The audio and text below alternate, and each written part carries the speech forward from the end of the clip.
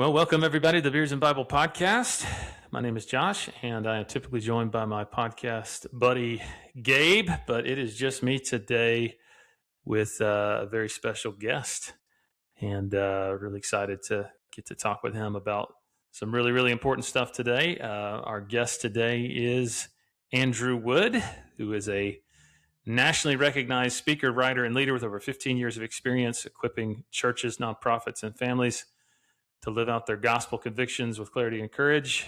Andrew is the founder and president of AHW Ministry Advisors, where he helps ministries answer their call as they seek to make a kingdom difference. And he is also an author of Hero, Ghost, Villain, A Guide for Imperfect Dads Who Want to Grow, Lead, and Love Well.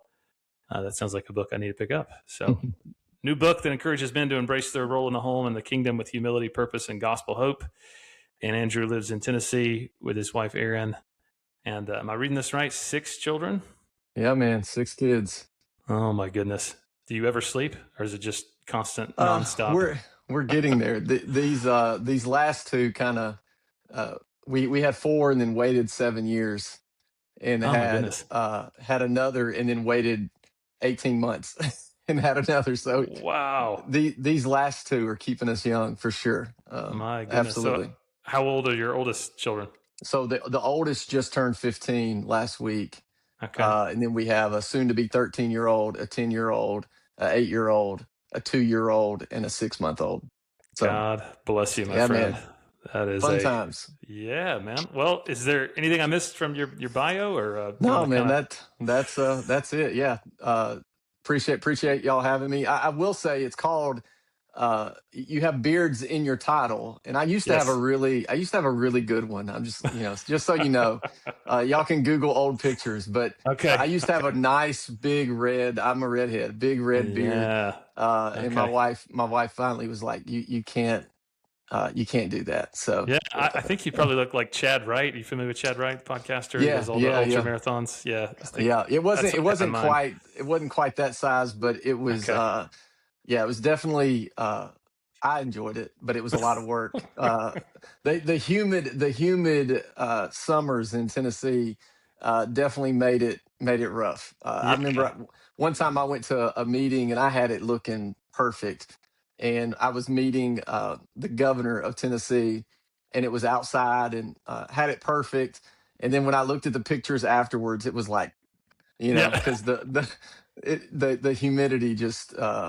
And I was like, yeah, it's probably not a good picture, but yeah. So, well, we'll take your word for it. This could be former beards in Bible. That's right. That's right.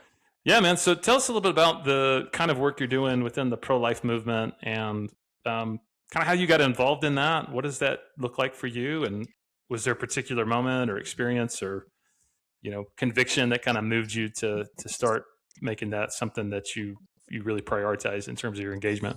Yeah, for me, it's, the abortion life issue has always been the number one issue for me. Even the first paper I wrote in college was about abortion. I filled up a baby bottle for a pregnancy center when I was 17, 18 years old.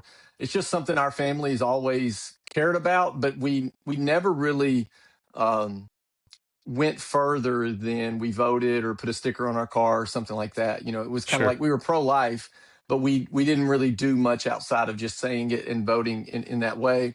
And for me, what did it was I worked in politics for a while. I thought that was going to be the trajectory that the Lord had for my life. And then he kind of pulled me out of that. I was a kids pastor. I was living in Knoxville, working full time at the University of Tennessee, and just had my eyes open. We had a friend that went through a tough situation.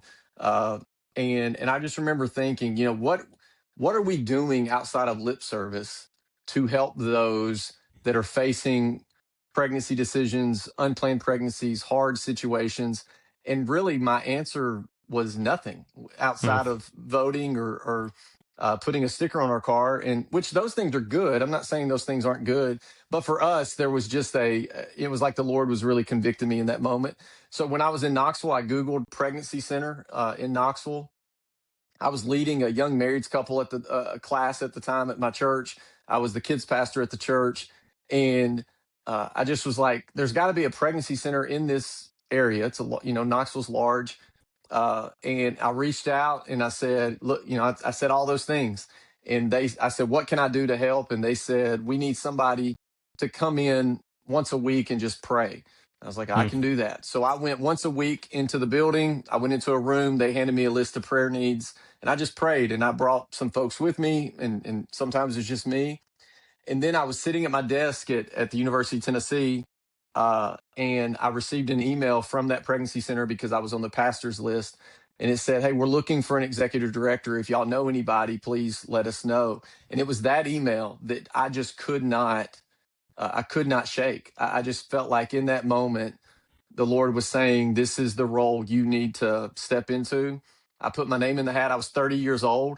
Pregnancy centers are typically predominantly women who lead them and who staff them. And frankly, that's often because men have kind of not stood up and did what they needed to do.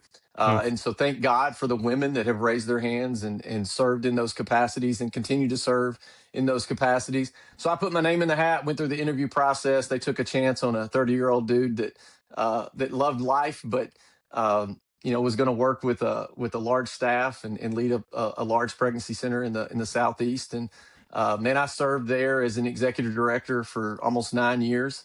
And it just really was that moment when they offered the job.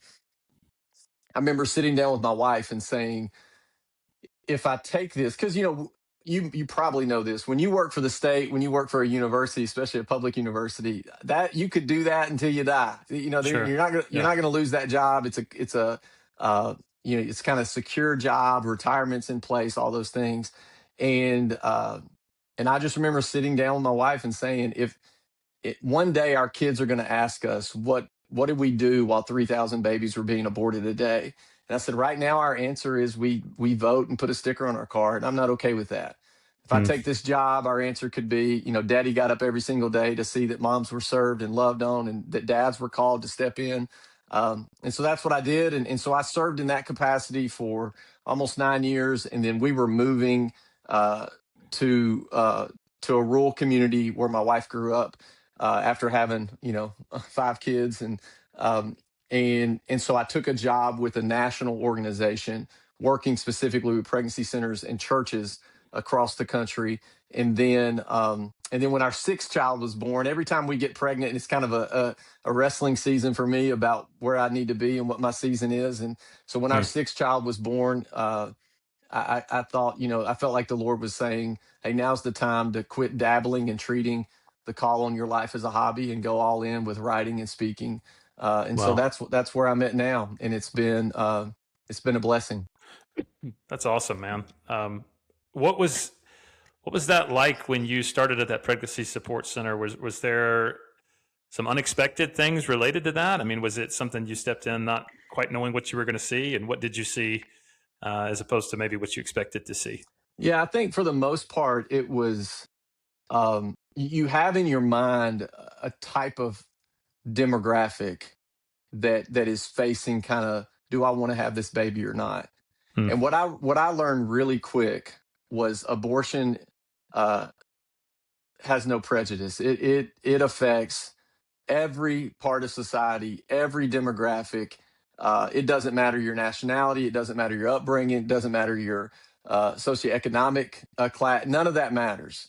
When Hmm. when you get faced with, I'm pregnant and I didn't want to be pregnant, or I wasn't planning on being pregnant.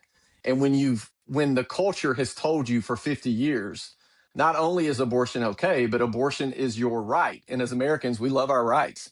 Hmm. And so there's this kind of wake up call. What I often tell people is you can have opinions and even principles until it either hits you in the face or comes to your front door. Hmm. Once it knocks on your front door, then do I really have principles? Do I really have convictions? Or have I been given this lip service because it hasn't really affected me? And what I learned really quick was, oh, this is affecting everybody. Yeah. And it was really an eye-opening thing, again, to show why the church, and when I say the church, I mean the capital C church, the people of God need to step in and show these folks, disciple these folks, that there's a different way. Yeah. Sure, man. So Obviously, abortion has become a pretty controversial topic in public discourse. I don't think it should be. I think it should be pretty black and white as a Bible Sure. believing Christian. But even we were putting a teaser out on social media for this podcast episode, and there was uh, I guess a person who follows our Facebook group, and the only word they had in their comment was just gross. That's all they said. Right. And it was a young lady that apparently thought that us talking about the pro-life movement was gross. Maybe for listeners who are not persuaded that the pro-life movement is something Christians should be supporting, could you just talk me through on a most basic level, if there was a young woman who came to you and said, "Hey, I'm pregnant. I didn't want to be pregnant. I'm considering abortion."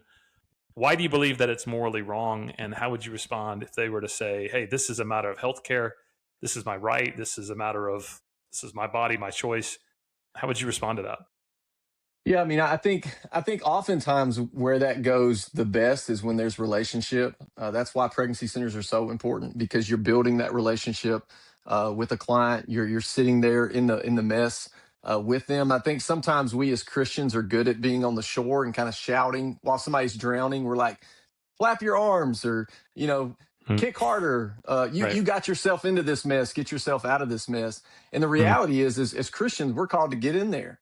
And yeah, we're going to take some bumps and bruises. We're going to get drugged some a little bit, but we're trying to show them there's a different path. And the best example I can give is Jesus. I mean, when Jesus went to the woman at the well, what did he do? He led with truth and brought in compassion and grace. He says, "Where is your husband?" "I don't have a husband," is what the woman said back to him. And he says, "You're right in saying you don't have a husband, and the man currently in your bed is not your husband either." And so what he was telling her is he's pulling her out of the shadows, because she was in the shadows. That's why she was at the well at the time of day she was at the well. So he's pulling her out of the shadows with truth. And then he says, what you're searching for at this well and what you're searching for in your bed will quench your thirst for a moment, but what I have for you will quench it for eternity. And so then Mm. he brings in the compassion, the mercy, and the grace. And so if somebody were to come to me, I wouldn't just go, "Abortion is murder. Why would you do that?" Even though that's a true statement, I would say, "Hey, let's talk about how we ended up here. Let's talk Mm. about what is going on currently, not just from a biblical worldview standpoint, because the biblical worldview says God created that life. He's knitting it together in your womb right now as we speak. But let's talk about it from the standpoint of my body, my choice. Well, it's a different body with its own DNA, with its own fingerprints, with its own heartbeat, with all those things. So it's not as easy, just as they would say, it's not as black and white as abortion is ending a life. I would say it's not as black and white as saying your body, your choice, and it's a clump of Right. cells, because we know it's not. Mm. And so I would just I think oftentimes people choose abortion because there's so many obstacles in their life, and they just cannot imagine bringing a child into that. Mm. Most of the folks that are in that moment, they don't want to choose abortion. Now, what we do is we see the news headlines, or we see the shouting at the Supreme Court, in a protest, and they're shouting their abortion. That doesn't represent the majority of folks. The majority of folks are just going, in my current situation, I'm not real sure how I can also parent another child, or how I can be a mom at this time. And so then it's how do we as church folk help remove those obstacles? Is it a financial issue? Is it an insurance issue? Is it you need a doctor? Is it you need someone to walk with you through this? You need a baby shower? You need to find housing? It's all of those things. And again, we're not watering down the truth that abortion is ending the life. What we're saying is abortion is not the alternative. Or abortion, sometimes we're told life is the alternative. The reality is life is the primary choice. Mm. The alternative is abortion. And so how do we get them to see that they've been chosen out of everybody that ever walked the face of this earth to be the mom, to be the dad to that child? When I sit Mm. down with dads, that's how I go about it. Is I say, anyone could have been the dad of this child, but it's you. So it's like, that's heavy, but what a responsibility. The six Sure. kids that I have, like, the Lord could have chose anyone, but he picked me to father them. So that requires something of me. So I don't think in our current cultural context, it's just easier to kind of get in the comment threads and argue with people or shout at people. The reality is, if we want to see a trajectory shift when it comes to life, we're going to have to roll our sleeves up. We're going to have to walk with these folks and show them a different way, because sometimes we're expecting lost people to make decisions like saved people. Right. That's not how this Right. works. Or we're expecting people to make a certain choice when they haven't been discipled on the issue at all. Sure. And Sure. so I think sometimes we have folks sitting in the church pew on a Sunday that have never heard anyone talk about the abortion issue. So they're being discipled on that issue by teachers, by the culture, by TikTok, and by social media. And what needs to be happening is they're being discipled by pastors, by family members, by the folks around them on, hey, abortion ends a life of a human. A Mm. successful abortion, this is the definition of a successful abortion. 2 heartbeats walk into an abortion clinic, 1 heartbeat walks out. Mm. That's the reality. And so we have to wrestle with that as a culture and as a community, to say it's not as easy as, well, I just don't want to be pregnant right now. Because Mm. I know a host of women and men, thousands, that are carrying the burden of abortions that they chose, uh, 10 years ago, 50 years ago. Every time I go speak, I have men that are granddads now with their lip quivering saying, I drove a girlfriend to an abortion clinic Mm. 50 years ago, and I've been carrying the weight of that forever. Why? Because the culture has said it's okay and it's my right. Yeah. And Yeah. and but if it's okay and my right, why do I feel this heaviness Sure. every single day? And so I think that's kind of the heart behind it. We believe, from a biblical worldview, God is the author of life. God created life. We even see the interaction between John the Baptist and Jesus while they're in the womb. You have a first semester or a first trimester of pregnancy and a second trimester pregnancy interacting with each other. I Mm. mean, the scripture is clear on when life begins, and science is clear that life begins at conception. Like, science just catches up to the Bible. That's what we know. Yeah. Man, it's so interesting you brought that up about, folks from years and years down the road, they made that choice to terminate a pregnancy or to assist somebody in an abortion, still wrestling with that guilt. Mm-hmm. I, as a pastor, have seen, I can think off the top of my head, at least, gosh, 1 or 2 conversations I've had with folks that have said, hey, man, back in the 70s, Yep. my parents drove me to the abortion clinic, and I've never been able to forgive myself, right? There was a woman that I was speaking with, and she lived a really rough life. She had been involved in drugs and prostitution, all this stuff. And we were talking about just the grace of Jesus. And she told me, I know Jesus has forgiven me for this, this, and this. She goes, but there's one thing that I just can't get over. And it was an abortion. Mm-hmm. And she said, I know what you're saying. He goes, I'm really needing to apply the gospel to that part of my life, because I was told that this was the right choice. I was told that I had the autonomy as a woman to make this choice, and I was empowered to do it. But when I did it, something happened I wasn't expecting. And it was that I felt so much shame and so much guilt.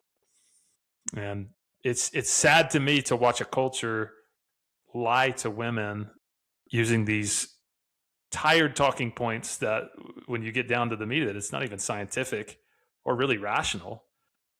So, I mean, I don't know, maybe this is going on a different direction, but why do you think that we are such great deceivers of ourselves and great deceivers of women within the culture? What's behind that? I mean, obviously, as believers, we say Satan, but Right. And I think that's the when we look at the text, Genesis 3 explains a lot of this. Now, when somebody's going through a rough spot, you don't just go, well, the fall, that, good luck with it. That's yeah. what happened. But it is the root. What happened in that moment was Adam is twiddling his thumbs while his woman is being attacked. And uh and so it really is like, I'll support whatever you do. That's Mm. ultimately what he was saying. You want to eat that fruit? I'll support whatever you do. It's Pontius Pilate saying, I'll wash my hands of this. This is Mm. what we're seeing as a culture. But also, if you look at John 10:10, the enemy comes to steal, kill, and destroy. He's in it for the long game. His goal is not to pound you over the head. His goal is to what? Create doubt. Are you sure God said that? And so the way that translates from Genesis 3 to 2026 is, are you sure that's a baby in there?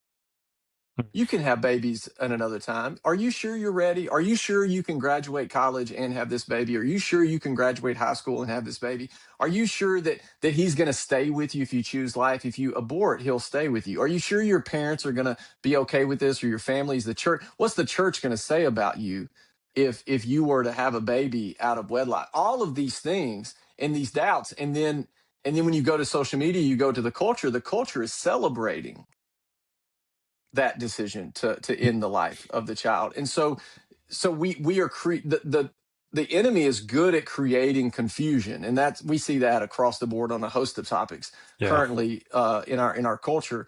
And so I think it's a unwillingness to uh, to have hard conversations, and it's the absence of discipling folks on hard issues. It Genesis walks us through. In the garden, we see the sanctity of life, we see the sanctity of marriage, we see the sanctity of gender and identity. We see all of that, and then sin enters and it fractures everything. And so if we are preaching the word of God, we have to talk about the sanctities. And so we have to deal with marriage. We have to deal with gender ideology. We have to deal with abortion and what it means. And all, like, we have to talk about these things, not in a hateful manner, not in a, we're, rah, rah, we're going to go get them, but in a, hey, I'm shepherding the flock and I care about you, because at some point, this issue is going to come knocking at your door. It Yeah. may not be your daughter. It may not be your son. It may be your neighbor. It may be someone they're playing ball with. It may be someone they're at school with, or college with, their roommate. It is going to knock on your door. And when it knocks, how are we responding? And if we haven't been discipled on how to respond, then we'll look like a deer in the headlights and not know what to do. And Sure. that's a problem. That's a problem. Yeah, for sure, man. Well, for listeners who may not be familiar with the terminology, how would you say the pro-life movement right now, what's the landscape in the U.S. right now after the fall of Roe v. Wade? That was 2021 or 2022? Yeah. And so it is I think it's a mixed bag. There's some folks that thought Roe's overturned, abortion is over. Yeah. Especially in red states like, where we call home in Tennessee. I think a lot of folks are like, man, we're good. There's no abortion clinics in the state of Tennessee. There's a number of kind of conservative states that don't have abortion clinics anymore, or at least they're not providing abortions. They're doing other things. But I think what folks weren't prepared for was the level at which those bluer states would double down and make abortion just as rampant as possible. I think what we didn't expect was California's governor putting billboards up in pro-life states saying, come to California for your abortion. I don't think we thought they would do that. Folks that were in this work, like, we knew the abortion pill was going to become the predominant vehicle for abortion. We knew that. But I don't think most folks understood what that meant. I think a lot of folks think in order to get an abortion, you have to see a doctor, go to an abortion clinic. That's not reality. Yeah. The reality is you and me right now could go online and we could have abortion pills delivered to our house this week. Wow. And we live in one of the most pro-life states in the union. And that's the reality. Sure. And so that's why, if you look at the data, abortions haven't decreased. And even some states would say, well, they decreased for us. But the reality is they could leave our state and go to Illinois. They can leave our state and go to Virginia. They can leave our state and go to other places. And then oftentimes the abortion pill, we can't even calculate how many folks are getting abortion pills and just doing that at home. Yeah. And if you look at the phrasing from those folks that are pushing that on people, they're telling people, hey, take it on a Friday because the weekend's going to be a little rough. But that way you won't miss work, those type things. And so now the young lady is becoming their own abortionist. The mailbox is becoming the abortion clinic. The mailman, unbeknownst to him or her, may be delivering those. And so the landscape right now is interesting. And then on top of all of that, you have kind of a divide that's happening right now with folks would call themselves abolitionist or incrementalist, and that phrasing comes from back during slavery times. Is, hey, do we want to end it now, or do we want to incrementally get there? And the reality is, I think most people want to end it, but we're willing to incrementally get there as need be. Sure. And then there are other folks that are saying, I'm not for any incremental movement. We need to either end it now, or nothing's going to work. And then they question your moral standing and your pro-life standing. Yeah. Yeah. So what I'm understanding is like Roe v. Wade, that was, people were Yep. working for years and years and years to overturn it. Sure. It was overturned. And then after it's overturned, it's like abortions are still happening. It's just now there's other ways to get them. And so this pill thing, like, is it, those just basically forced miscarriages? Is that kind of, Yeah. So what happened, and at some point I hope to stop talking about 2020, but when 2020 happened, because of they didn't want people out and about, they restructured some of the rules around abortion pills. And so what used to be, you had to see a doctor, you had to have a conversation. Now you can get them and put them in your medicine cabinet for a rainy day. I mean, the Seattle, Washington, I think it was Seattle, it was the state of Washington, they ordered hundreds of thousands of pills just in case. And then it's a 2-pill process. I don't know how deep you want to go into this, but there's a 2-pill process. The first pill, in essence, starves the baby of the needs to keep that pregnancy going. So it starves it of progesterone, and then you take the second pill, a day or two later, and it creates delivery. I mean, labor. It induces labor, and so then you expel. And so that's what happens. But here's the thing: we've looked at passing laws for trying to curtail mifepristone, which is that first pill, and the abortion industry said that's okay. We'll just take the second pill. Just take the second pill. So then you're just inducing labor, which is, to me, just bonkers. So it's just flat out infanticide at that point. Yeah. You're just Which is why when they say this is about healthcare, and women's health, it certainly isn't. That no one would recommend, if my wife, having any of our children, never went and saw anybody and just decided to give birth willy-nilly wherever, people would say things. Why? Because they would go, well, you need to, that's a baby. Right. And look, people have home births and all this, and you have midwives, but there's people helping, and there's somebody that's involved in the process. The abortion industry is saying, take these pills at home, don't tell anybody. And then if you have trouble, if you have bleeding, go to the emergency room and just tell them you're having a miscarriage. And that's what they're instructed to do. And so I'm sure that's dangerous for those women, though, right? I mean, it's absolutely. Look, I have 3 daughters. Yeah. Obviously, I have strong convictions around the abortion issue. I would never want them to go through anything like that with no oversight, no care, no anything. If you care about women's health, and if abortion is okay, why would you instruct them to say they're having a miscarriage? For sure. Why would you not instruct them to just be honest? And so that's where I think we're getting to a place where we're going to see most abortions, 80% and above, are going to be via the pill. That's just the reality of where we're going. And then the question is, where are those pills coming from? A lot of the websites are foreign entities. There's no oversight. Are these pills even safe for the woman? We obviously know they're not safe for the baby. Right. But what are they doing for the health of other folks? And then you can get down into to even further. What does it mean for our infrastructure? Because most of these folks are doing this in their own bathroom. What does that mean for the water? What does that mean for the infrastructure of a community? All of these things that nobody wants to talk about, but it's worth having a conversation around, because we can't just do this blindly and not think it's going to affect Sure. roommates and parents and grandparents and Hmm. anybody that may be in the home. Yeah. My goodness, man. So then you mentioned, yeah, that's kind of the first, I would say, unintended consequence, right? It's kind of Hmm. that. And the second, you mentioned kind of that split and fracture within the pro life movement itself between incrementalists and Right. abolitionists. So, talk to me about that. What is that split looking like?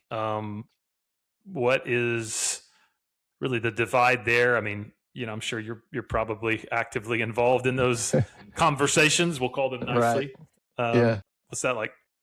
Yeah. So look, here's the reality. There is room for serious debate about policy. We need to be having serious debate about policy. But if we fracture the movement that has carried this cause for decades, then I think we weaken our witness at the very moment cultural conditions are shifting.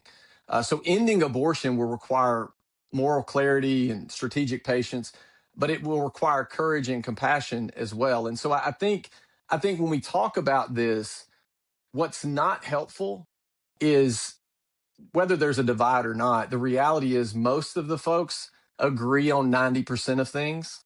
Hmm. And that 10% of things is what's getting the focus. And so there's arguments and there's arguments in the comment thread on social media and there's hateful things. There's people, I wrote something the other day and people are questioning my faith and do I Oh, even know sheesh. Jesus? And, and I'm like, Hmm. I think it's social media has created this it can be good, but it also can create this just kind of yelling at each other Right. instead of just going, look, we disagree on how we get there, but ultimately I think we agree that at some point this has to happen, but how we get to that point is worth a debate and a conversation. And in questioning my pro-lifeness or questioning my faith, questioning my Christianity, I don't think is the helpful way to get there. Sure. And So, and so where we're at now is the again, it's the we have equal protection in Tennessee. That's been there was a bill up that ultimately died in committee here recently, but equal protection, I understand the moral framework of that. But again, I think the question is there should be a sequencing and an order at which we get there. And I think there's other things we have to do before we get to where we ultimately want to be. And that's yes, kind of where we're at equal now. protection. Equal protection would mean, if I'm understanding this phrase, ending the life of an unborn child is prosecuted the same way as a homicide. Is that what I'm Correct. understanding? Okay. Yeah. So that would be for the doctor. That would be anyone that had a hand in that abortion. So the Wow. mom, the dad, if somebody drove them, and so the idea behind that is, what some would say is we're criminalizing abortion is what the phrase that's being used around that. So it would anyone that had a hand in that abortion would face some type of criminal penalty. Now we don't Hmm. know that would be up to the judge. It would be up to a jury. It'd be up to there's a lot of factors that go into play there. But then you got to deal with, so what does that mean? Did they actually have an abortion, or was it a miscarriage and somebody's angry with them? So and again, there would be prosecution for that, for Sure. false. Was it slipped into a drink? Were they coerced? All of those things would be factored in to the conversation. And then you got to think about being able to take the pill at home. uh, if there's a crime, there may not be a body because of the way things occurred. So there's a lot of things that go into that, but ultimately equal protection is saying uh, we have to treat the child in the womb equally, Hmm. as when it comes to the law, is what they would argue. Yeah. I mean, you bring up a lot of good points in terms of how do you prove that, right? Because if there's a murder, you have to have, Right. beyond reasonable doubt proving this was Yep. right. So just from a legal standpoint, that opens a lot of questions as to how do you actually prosecute this. And then the concern that I've heard from a lot of people is, does that actually stop women from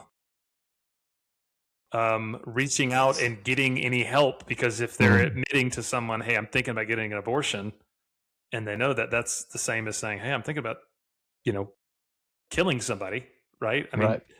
does that just force abortion to go underground and get worse and more unsafe? I mean, that's kind of the thought. So, what would you say to those concerns?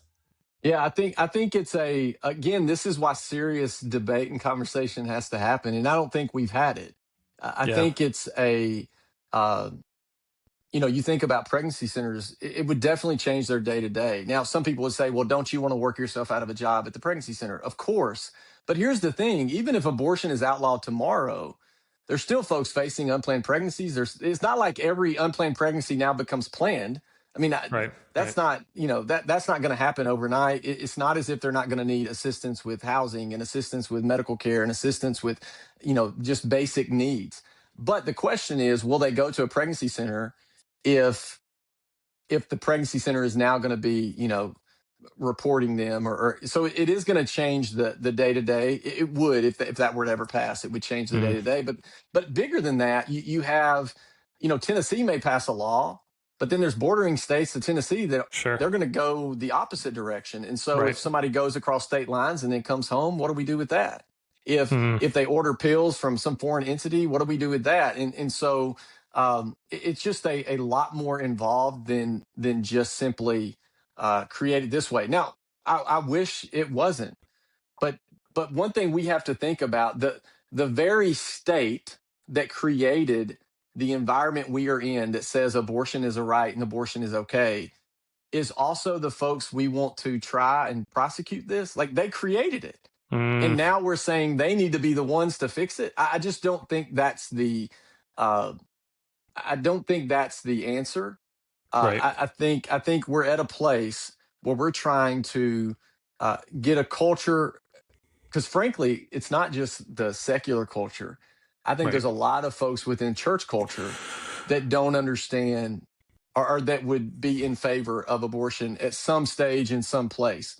And so we're not, I think oftentimes as church people, we're like, we got to go after the culture. I'm like, we got to preach to the choir some and get them right. on board before we can ever hope to reach a secular culture. Yeah, and I think a lot of this, I'm just listening to you talk. I think a lot of this is theological, and I think a lot of this has to do with, I'm going to use some fancy theological words, right? No, please do. Pneumatology and soteriology, right? In the sense that, how do people change? Do people change because you preach the law at them, or do people change because the Spirit of God moves and changes their hearts, right? So how is someone converted? Is they converted because, hey man, here's the facts, here's the law, and they come to this like realization in their head. They perform mental assent. Okay, abortion's wrong, therefore I will never do it again, right?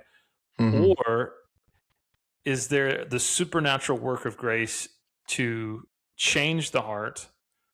There's the supernatural work of God to soften the heart, to turn them towards truth and Christ. And as they encounter Christ and truth, then the heart changes. And then out of the abundance of the heart, then the actions follow. Right. And then pulling on a thread Right. that's there. Or am I reading too far into this? Yeah, I mean, I think, look, both sides have said, and I agree, because I've written it and said it, Yeah. like, the law is a teacher. Sure. My son just turned 15. What did he have to do? He had to take a test in order to get his permit. He had to study in order to get his permit. He's going to learn to drive. Law is a teacher. If you speed, there's consequences. If you wreck, if you cause an end of life, there's consequences. Law is a teacher. But there has to be an understanding that also, because law is a teacher for 50 years, and in some states it continues on today, because Roe v. Wade just sent it back to the states. It didn't outlaw abortion anywhere. It just Mm, said each state can change and make a law based on what their constituents want. And so it didn't outlaw abortion anywhere. And so law is a teacher, but it also has created a framework. And I would say a quote unquote moral framework. Now, we would say it's not moral, but it's created a moral framework that says uh, abortion is okay, that says I can do that. It's my right. It's a woman's choice. Men need to sit down and shut up. It's not your fight. We can do this. And so, just as we think if we change the law, it's going to teach folks, we're still living under a law that is teaching folks that life in the womb matters not.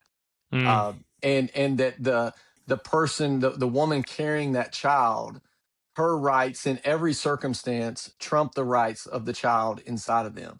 And so we have done a poor job, I think, and I'm putting myself in this boat too, of educating, discipling folks on a worldview that says life intrinsically has value. Hmm. And this is why we in Canada right now, they're killing all kinds of folks via doctor assisted suicide. Why? Hmm. Because when you get it wrong in the womb, don't be surprised when you get it wrong at every other stage, because we're Sure. telling a populace that some lives have value and some lives don't. And that is up to you to determine that. So I've Hmm. always said that when we devalue life in the womb, that's why I'm not surprised when somebody goes and shoots up a school or a club or fill in the blank, a bar, because it's when you take that to its furthest extent, you're saying some life has value, some don't. When you say if you have a terminal illness or you have depression, a doctor should be able to help you end your life, you are saying some life has more value than others. And Hmm. and that is the enemy, again, from a spiritual standpoint. The enemy's going, nailed it. That's exactly what I Yeah. want y'all to Yeah. believe. I want y'all to believe you Wow. don't need more babies. I want y'all to believe you need to end the life in the womb. You need to end the life, in the middle ground, and end the life at the end. As quick as we can remove lives, the better. And I think that we have to, as believers, combat that with, hold on, but life is a gift. And as Yeah. hard as life is now, and as hard as things are now, it's a gift that we are to steward to the glory of God. And when he calls us home, it's well done, good and faithful servant, because we stewarded that life that he's given us. We steward the life of our children. We stewarded the lives of our community, people that we're shepherding. Like, those are the things. And that's why there's sometimes people are like, well, don't bring that Christian nonsense to this debate. And I'm like, I cannot divorce myself Right. from the text. Of course, the enemy wants you to put the best swords you have on the shelf. I'm not going to do that. I'm just Hmm. not. Hmm. And so there are some folks that are like, you don't have to get all Jesus-y. And I'm like, well, then I'm not going to be involved in the debate, because Right. that's Yeah. that's where I base everything. Well, and the hypocrisy of that is everybody does that, right? Yes. So everybody has some sort of higher authority that they appeal to make a point. So saying I can do that through science and reason, but you can't do that through your Right. faith. Well, no, that doesn't make sense. And the truth Yeah. is, you can't even appeal to science and reason to justify morally abortion. No. So, No, you that doesn't can't. even make sense. But what would you say? So, the abolitionist movement, I'm understanding it, wants abortion to be outlawed and treated as a homicide. Right. Incrementalism would say, no, instead, let's work on slowly passing laws that would help shift and change kind of the mindset and the cultural understanding of abortion. And then let's be really, really active in the lives of people who are considering that to disciple them and help them to understand really what this is. Am I understanding that correctly? I mean, how would Yeah. Well, you I say would it should be say, ended? yeah, I would say all of us want to see abortion abolished. I Right. think, sometimes it's semantics and it's like labels and, well, I don't want to be called that or that. Like, the reality is, we all, if you claim to be pro-life, majority of us, most of us, 99% of us would say we want abortion to be abolished. The question is, how do we get there? Right. And I think uh, incrementalism is what got us to see Roe overturned.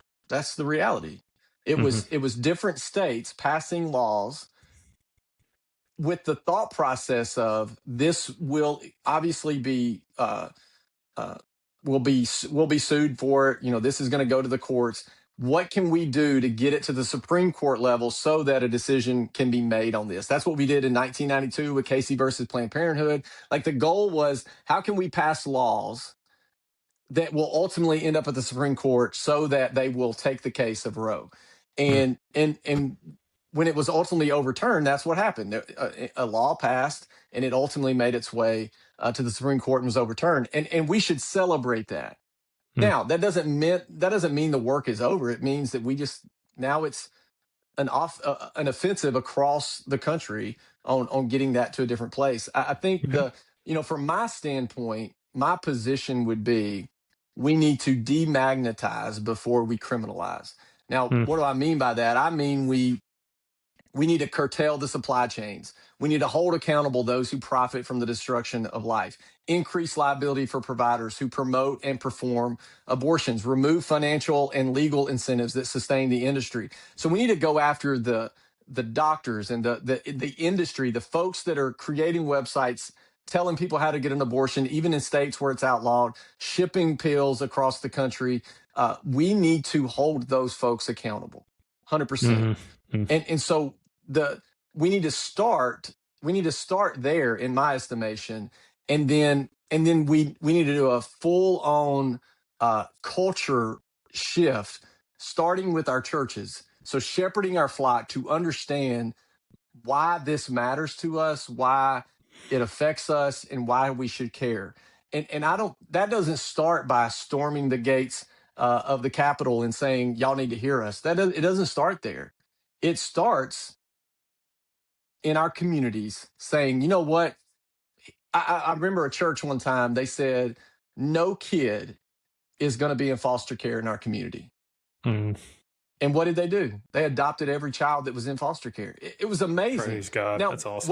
What they didn't say was we got to go to DC and we got to do all these things. That didn't matter. That didn't mean they weren't involved in those things. Yeah. But what they said, in our backyard, this is what's going to happen. And I think in our communities, that's what we need to do. We need to say, in our community, in our church, no one's ever going to feel like they have to have an abortion, period.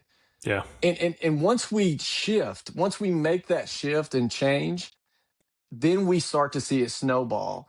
And I get it. We want to see abortion ended today. We want to be the generation that ends it. The generation before us wanted to be the generation that ended it. I understand all of that, but I think we have to first get our house in order.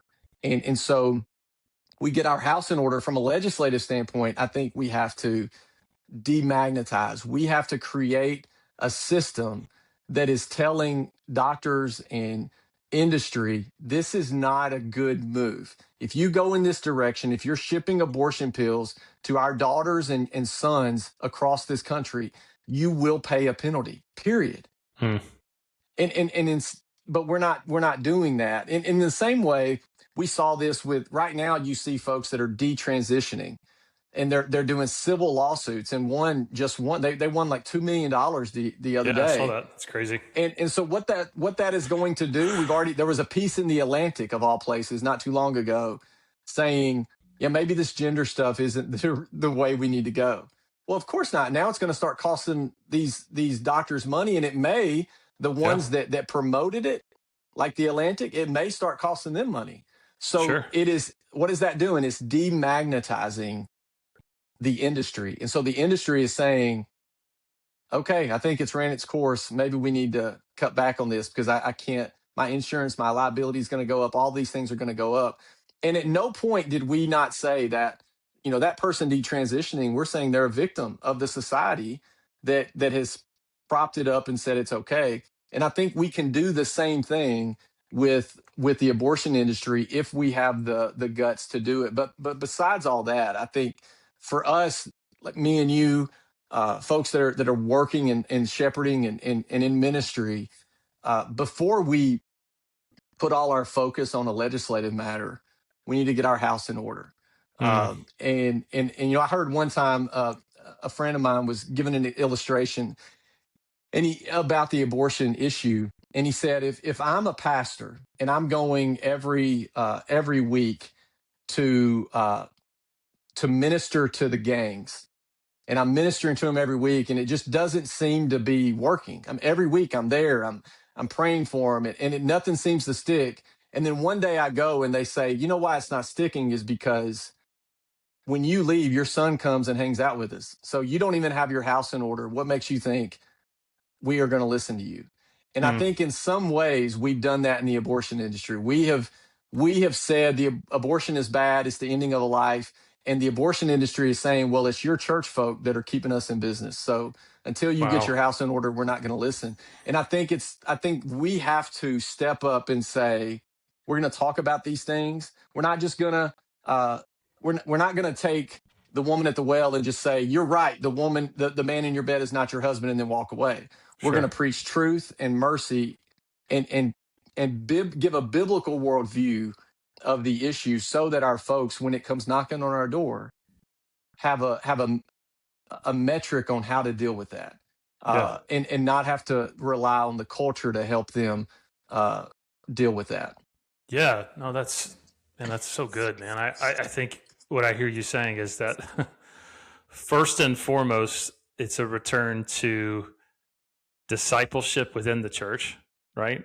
So going back to the fundamentals of what Jesus has called us to do, and if we focus on that first, and that's the focus, that's the thing that we're doing. It's love and truth and compassion, and yeah, I think that's beautiful. I think that's awesome, and that's powerful, man. Well, and I think too. Let me just say this: equal protection is serious and worthy moral claim, but we have to understand, when we're working through the current political system, the current legislative system, justice must be ordered. Law does not operate in a vacuum. It shapes and is shaped by culture. So for decades, abortion has been legally reinforced as an acceptable option. And it's been viewed, again, as I said earlier, by the culture, that it is an American right. So that cultural and legal environment cannot be ignored as we're having these conversations. A culture that has subsidized abortion, sidelined fatherhood, and taught women that self-preservation requires the destruction of their own child cannot be repaired by individual criminal prosecution alone. Like, that is my position. From a gospel-centric standpoint, that is not and I'll say it like this. There's people that have been called to fight certain battles. I always think about Nehemiah, and he's like, "I'm not coming off this wall. I got more important things to deal with." Like, there are people that have been called to this battle, but I want folks to know, my battle first and foremost is, how do we get the flock discipled? If I'm going to put all my eggs in one basket, it's going to be that basket. Why? Because the Great Commission. That's why. And so we have to prioritize that when we're having these conversations. And look, I get it. There's other folks that are like, "Well, the battle that I've been called to is a legislative front." Okay. And that's fine. I'm not going to question your faith because of that. So I would expect the same in return. Yeah, for sure. Hey, so what would you say, just kind of landing the plane, if there was somebody who hears you speaking and they're like, "Man, I care about this issue. I believe abortion is morally reprehensible. It's a violation of God's law. It's murder. It's wrong. But man, I'm just like so overwhelmed, and I have no idea where to get started on how to do something about it." What would you say are some meaningful ways that actually make a difference in this issue? Yeah, I would say, and I always say this because I'm a little biased, but I would say, reach out to your local pregnancy center, have a conversation with them, be prepared to listen, and not go in with talking points and, "Where do you stand on this or that?" Just go listen. Yeah. They're doing the work day in and day out, and they're seeing the heavy every day. I would encourage you to go read Francis Schaeffer. Anything he wrote on the abortion issue, go read it. Great stuff. I would encourage you to go read Randy Alcorn. Anything he has written on abortion, read it. We have to wrestle with why we believe what we believe. And I think sometimes we're pro-life, and then when we get pressed on, "Well, what about in this case? What about in this case?" And if we haven't wrestled with it, we're not going to provide a good enough answer. And for some of us, we might be talked out of our position. That's why when people are like, "Change my mind," I'm like, "I'm not interested in changing your mind." Because if I change your mind today, somebody else can change your mind tomorrow. I'm interested in seeing the Lord grab a hold of you, give you a new heart, a new posture to all of this. And if we do that, the mind's going to take care of itself. Sure. Because now the Lord has you. And again, I think we make a mistake when we look at this as anything other than, first and foremost, a theological biblical issue. Yeah, It for has to sure. be rooted in that. It is a political issue. It is a cultural issue. But first and foremost, it's a theological, biblical issue, which is why it requires us to engage. Because when the government gets theological, we have to, as the church, step in. Yeah. And so this is an opportunity for us to, I mean, even with it in the news, it's an opportunity for pastors to speak on the issue calmly, respectfully, but with truth and mercy and say, and what I love when pastors say, I just need y'all to know if anyone in this congregation or in our community is facing an unplanned pregnancy and doesn't know what to do, we don't want them to run away from our church. We want them running to our church. We Mm, want them to be open. We want them to come out of the shadows, because here's what we will do. We will help you find the doctor. We will help you find housing. We will help you, like, and tell your folks that, so that when it comes knocking at their door, they're going to go, well, the pastor said, I I can run to the church with this information. My wife and I had a miscarriage in between our first and third child, and it mm, was on a Wednesday when we found out. And we had, our church still did Wednesday night services at that point, and they did like a prayer meeting, Southern Baptist. That's what you did on Wednesday nights. And I remember us sitting at home and going, "What do we do?" mm, And what we did was we ran to the church and mm. we told them. Why? Because that's what you do. You Yeah. bring your suffering and your problems to the people of God. And what did they do? They loved on us. Mm, And we were talking just the other day. My wife said, you remember how we went to the church and didn't stay home that night? Like those are, so I'm telling you, if you're facing an unplanned pregnancy, just because you're at church and you made a poor choice and you didn't think you were going to get pregnant, and it just happened, do not run from the body of believers that are going amen. to. And then I would say, for the body of believers, don't be the type of folks that people are running from. Yeah. Be the type of folks that they're running to when they find themselves in a tough situation. That, No. look, I know he may say, you made a mistake, but what I also know is he's going to love me. He's going to be there for me, and they're going to walk with me through this, and I'm not going to be alone. And 99% of the time, that changes everything. Yeah, It just for does. sure. I know it from experience. And so I would encourage folks that are listening to this. This issue gets us so amped and so angry, and I get it. I've been there. Don't let your engagement be driven by the anger. Mm, Like, we do not need to be driven by, just because there's evil in the world, we don't need to become evil in order to combat it. That's not yeah. what God's called us to do. And so let's step in, let's love well, let's disciple well, let's have these conversations now before it ever comes knocking at their door, so that when it does, when that storm comes, that house isn't built on sand, it's going to be built on the rock, and they're going to be able to navigate that because they've been given the tools by the kingdom, by the local church, to navigate that well. Yeah. Amen to that, man. That's awesome. That's awesome. Well, Andrew, man, I so appreciate your just your boldness, man, your passion. This is a really, really, really crucial conversation that we're having, and my prayer is that this goes out to those who need to hear it, and hopefully could be stirred up to action.